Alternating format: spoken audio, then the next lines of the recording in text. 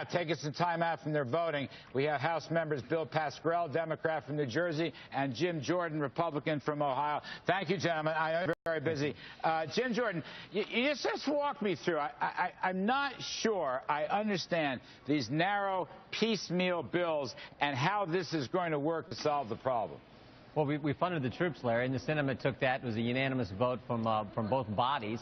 Now we just said, let's just keep the parks open so our World War II veterans don't have to jump the barricade. They can actually see the World War II memorial, and let's make sure veterans get what they need, essential things that we need to fund. But we also said this, let's be fair about this. Let's go right back to this issue of Obamacare. Why should the president be able to give special deals to big business and politicians and not treat the rest of America the same way? It is a simple fairness argument. It's a fundamental argument.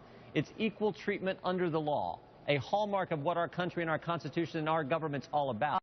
That's our argument, but we're saying there are a few things that make sense to fund. Even the Democrats agree with us on the troops. Now we understand they may not do what we want to do with the parks and with the veterans, but it comes back to this fairness, equal treatment under the law argument, and that's a powerful argument that we think resonates with the American people. Bill Pascrell, as always, welcome back. My favorite New Jersey Democrat, always.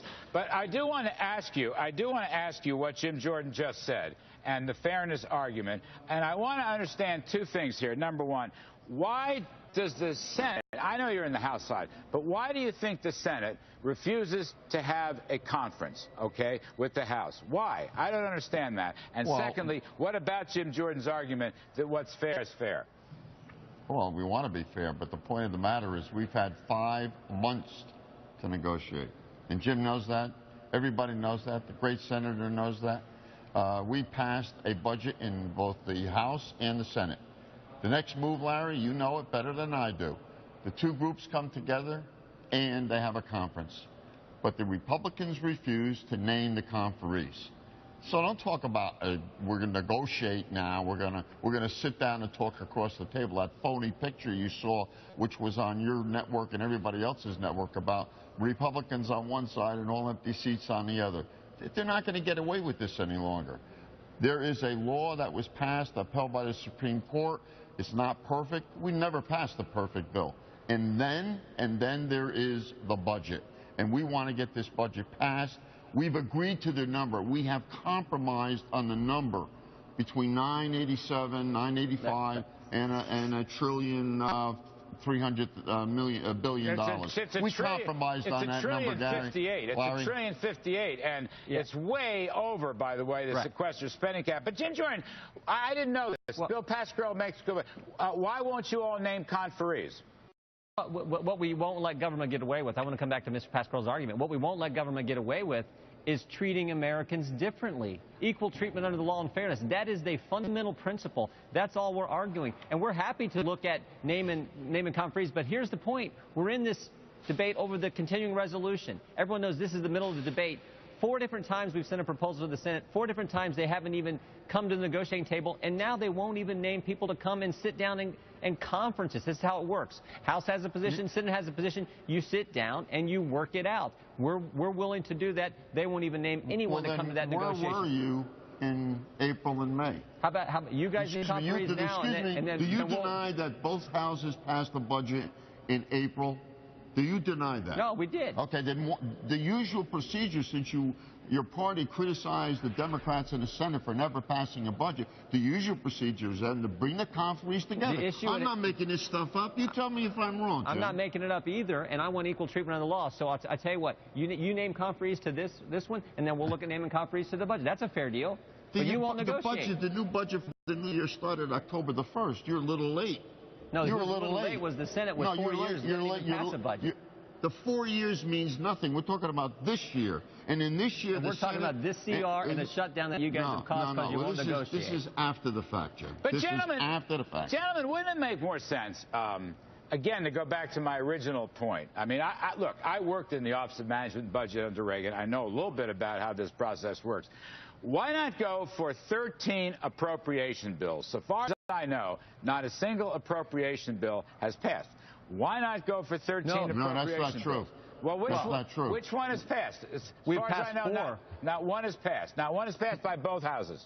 Not by both houses, but we've passed 4 out of the House with not much help with the Senate or with the Democrats, but we've passed 4 in the House.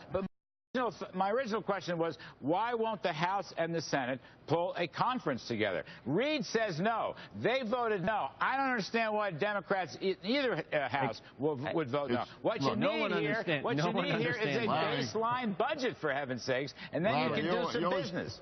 Yes. Larry, you're always talking about people having selective memory. This is a very good example of that. This is a slippery slope they want to put us on in these 3 votes tonight.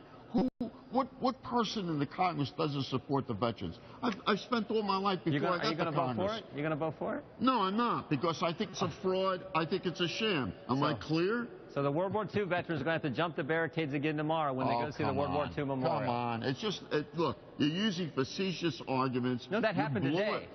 That happened today. Yeah, you blew it. You set it up, and you had one of your I didn't set it up. They did it. You had one of your shills there saying the president is terrible. Look what the president's doing to veterans. Baloney. We've had more out of this president for veterans than in any president in the United States. What happened today with the World War II vet is an example of what's wrong. It's unfair. Larry, you know the facts. We've got a picture of the veterans trying to get through in the mall. I understand, gentlemen. I hear you. You're both making points. I will say this, Bill Pascrell, with all due respect, I don't know where President Obama is on this. He keeps telling people he doesn't want to get involved. I happen to think that's dead wrong. You may disagree with me, but, you know, I worked for a president that got involved. Years ago, after him, Bill Clinton got involved, rolled up his sleeves. George W. Bush got involved. I do not understand how we're going to work out any of this stuff, and I mean any of this stuff, not just the appropriations, but all the rest of it that's going to go through, including Obamacare, unless and until the president gets involved. We got a debt ceiling coming up, and the debt ceiling may be the most difficult, painful thing of all. Where is Mr. Obama, Bill Pascrell? I'll give you the last word. I know where the president is, and you know where he stands well. He's done what he's had to do. We're big boys and big gals now. We got to make our decision. Then it goes to the executive branch of government, Larry. There's a separation of powers here. Please understand it. All right. I don't think it's that separate, for heaven's sake. Anyway, Bill Pascrell, thank you very much. Jim Jordan, thank you very much. I appreciate it. Now.